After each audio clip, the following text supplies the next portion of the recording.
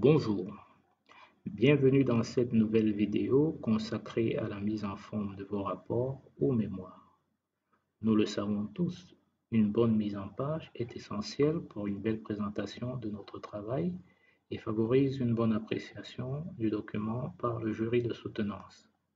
Alors, en tant qu'étudiant, vous allez être amené à rédiger un rapport ou un mémoire de fin d'année qui va relater l'ensemble des activités ou une mission principale que vous avez effectuée en entreprise. Ce document est attendu selon une forme particulière que nous allons vous présenter dans cette vidéo. En tout premier lieu, vous allez certainement travailler avec un document Word. Créez ce document et sauvegardez-le. Pour ma part, je procède de la manière suivante. Je crée un dossier que je vais appeler mémoire par exemple. À l'intérieur de ce dossier, je fais un clic droit. Dans le menu contextuel, je clique sur Nouveau. Ensuite, je sélectionne Document Microsoft Word et je le nomme Mémoire. OK. Vous penserez régulièrement à le sauvegarder et cela sur différents supports afin d'éviter toute perte du document qui pourrait être problématique. Alors, maintenant nous allons ouvrir notre fichier. Voilà. À l'ouverture, nous allons tout de suite paramétrer la mise en page. Dans le ruban, cliquez sur l'onglet Mise en page ou Dispositions suivant la version de Word et ensuite on va aller sur Marge et nous allons utiliser les marges personnalisées en plaçant l'ensemble des marges haut, bas, à gauche, à droite, à 2 cm et nous validons. À présent, nous allons travailler sur la structure du document. Notre document va comporter une page de garde suivie d'un sommaire, d'une introduction, du contenu de votre mémoire et d'une conclusion. Votre mémoire doit contenir par exemple 10 pages. La page de garde et le sommaire ne comptent pas dans l'ensemble des 10 pages. Seules sont comptabilisées les pages allant de l'introduction à la conclusion. Voici donc la structure de base de votre document. Nous allons maintenant insérer des sauts de page entre ces différentes sections. On se positionne devant Sommaire et nous allons dans l'onglet Disposition pour insérer non pas un saut de page, mais un saut de section et nous cliquons sur Page suivante. Cette manipulation est très importante puisqu'elle nous permettra ensuite de numéroter notre mémoire uniquement à partir de l'introduction. De la même façon, on se positionne devant le mot Introduction et on ajoute un saut de section. Se trouve alors ensuite le contenu de votre mémoire. Pour illustrer la mise en forme du texte, nous avons récupéré un exemple de contenu d'un mémoire afin de vous expliquer comment mettre en forme votre texte, d'une part, pour garantir une homogénéité sur l'ensemble de votre mémoire et également pour pouvoir générer ensuite automatiquement le sommaire. Alors, lorsqu'on rédige un document, on hiérarchise l'information. Nous allons retrouver un titre général, également des sous-titres de plusieurs niveaux. Ici, on remarque que le titre de niveau 1, puis le titre de niveau 2 et le titre ici de niveau 3. Et on distingue également ce qu'on appelle le corps de texte. Chacun de ces éléments doit avoir un style bien particulier qu'il faut définir au tout début et qu'il faut garder tout le long du mémoire dans chaque chapitre. Le plus simple est de commencer par le corps du texte. À vous de décider quelle police d'écriture vous voulez utiliser. Gardez tout de même des polices d'écriture simples de type Arial, Time New Roman, Calibri. Pas de police d'écriture fantaisiste sur le corps du texte. Alors, dans l'onglet Accueil, nous pouvons donc définir les caractéristiques de notre texte. Nous pouvons jouer sur la police d'écriture, la taille et les interlignes.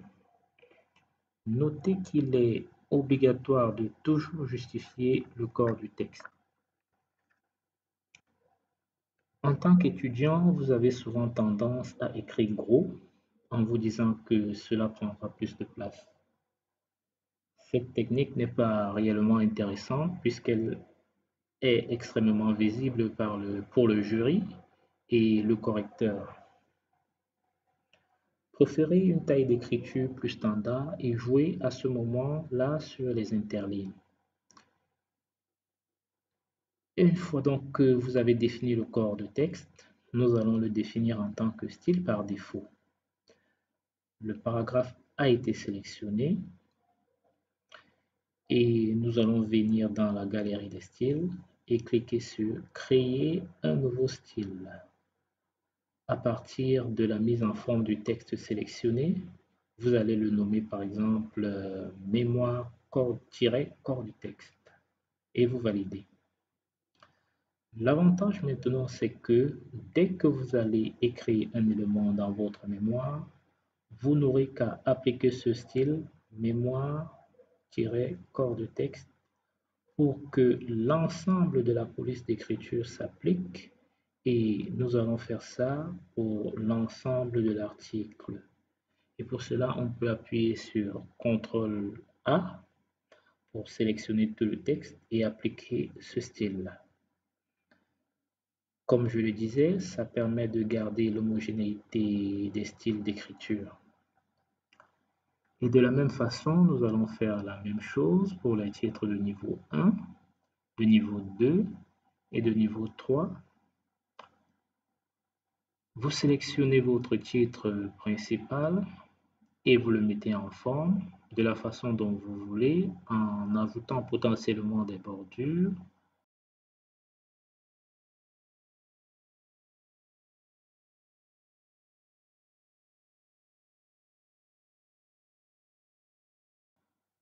En augmentant la taille de la police. Et une fois que vous avez défini le style d'écriture de votre titre, on le sélectionne et on va définir son style dans la galerie des styles. Cette fois-ci, on va l'appeler mémoire-titre 1. Et de la même façon pour l'ensemble des titres. On pourra, pour les titres de niveaux différents, appliquer une numérotation comme ceci, puis ensuite définir le style. Pour le cas d'espèce, nous écrivons mémoire-titre 2. Continuons. Ici, il s'agit d'un titre de niveau 3. Nous allons le paramétrer ainsi et ensuite définir son style.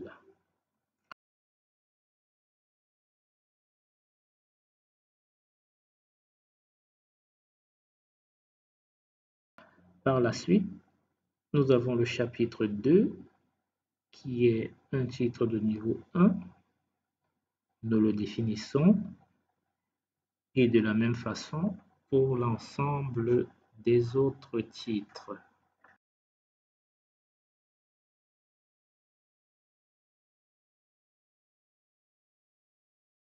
Nous remarquons donc ici que la numérotation du chapitre 2 a suivi celle du chapitre précédent. Ce qui ne nous arrange pas, nous allons donc redémarrer les numérotations du titre 1 et du titre 2 comme ceci. Vous voilà donc prêt à effectuer la rédaction et à chaque fois que vous rédigez un élément, vous lui appliquez le style correspondant. Une chose à paramétrer, dans vos styles de niveau 1, niveau 2 et niveau 3, il va falloir qu'on spécifie également le niveau de titre. C'est à partir de ça que vous pourrez générer automatiquement le sommaire. Je vais donc effectuer un clic droit sur mon style, mémoire-titre 1. Je vais le modifier. Dans la fenêtre qui s'ouvre, je vais sur le bouton Format pour le formater au niveau du paragraphe pour lui spécifier que le niveau hiérarchique de mon texte n'est pas le corps du texte, mais est un titre de niveau 1 et je valide. De la même façon pour le titre de niveau 2, je vais le modifier et lui spécifier cette fois-ci que mon paragraphe n'est pas un corps de texte, mais un niveau 2. Et vous l'aurez compris, nous effectuons la même chose pour le titre de niveau 3. Alors, une fois que vous avez paramétré cela, Word devient beaucoup plus intelligent. Il sait que ce que vous avez écrit ici est un titre principal, que ce que vous avez écrit là est un titre secondaire.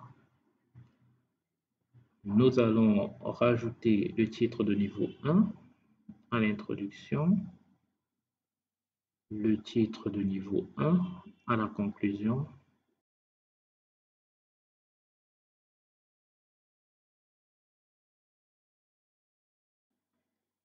et nous revenons à notre sommaire. Pour l'insertion de la table des matières, nous allons dans l'onglet Références et nous cliquons sur Table des matières et nous insérons une table automatique. Et on retrouve bien l'ensemble de nos titres hiérarchisés en fonction de leur niveau. Nous pouvons, si nous le souhaitons, enlever le titre ici, puisque nous l'avons déjà mis à ce niveau-là. Ce titre-là que nous pouvons même venir formater. Il nous reste donc qu'à paginer le document, c'est-à-dire à lui donner les numéros de page. Pour paginer un document, il suffit d'aller dans l'onglet Insertion et d'insérer le numéro de page en bas de page. C'est une convention pour votre mémoire. Vous avez aussi la possibilité de choisir quel style de numéro de page vous souhaitez afficher en restant bien sûr dans une certaine forme de sobriété. On obtient donc la page de garde en page 1, la page du sommaire en page 2, l'introduction en page 3. Seulement, nous avons dit en début de vidéo que la pagination devait commencer en première page au niveau de l'introduction et devait se terminer à la conclusion. Pour ce faire, il suffit de suivre ces différentes manipulations. À la page d'introduction, nous allons double-cliquer sur notre pied de page pour l'activer.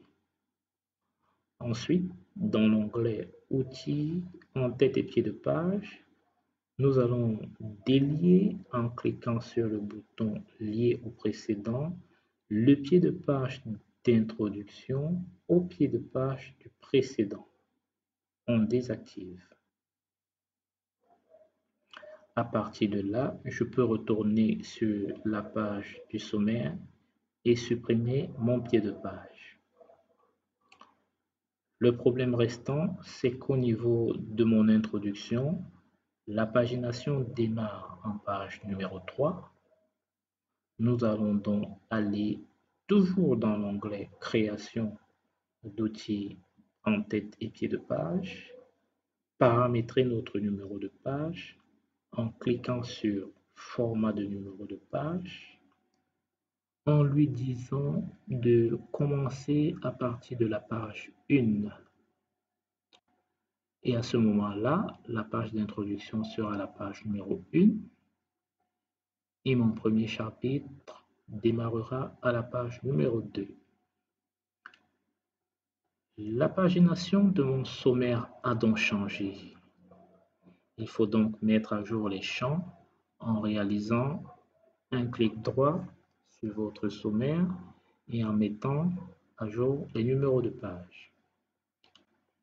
Un dernier élément concerne les illustrations. Dans votre mémoire, vous pouvez agrémenter votre texte de tableaux, de graphiques, de schémas, d'images, de copies d'écran. La règle veut que chaque illustration possède une légende, un titre. Word permet donc de le gérer très facilement, tout simplement en sélectionnant votre illustration et dans l'onglet Références, en cliquant sur Insérer une légende. Il suffit ensuite de taper votre titre, de valider et la légende s'insère automatiquement en dessous de votre illustration. Dans notre prochaine vidéo, nous vous montrerons comment générer automatiquement une table d'illustration, une liste de tableaux, etc. Dès à présent, vous disposez de tous les outils pour pouvoir réaliser la mise en forme de votre mémoire. Si des éléments vous manquent, n'hésitez pas à poser des questions sur nos différentes pages.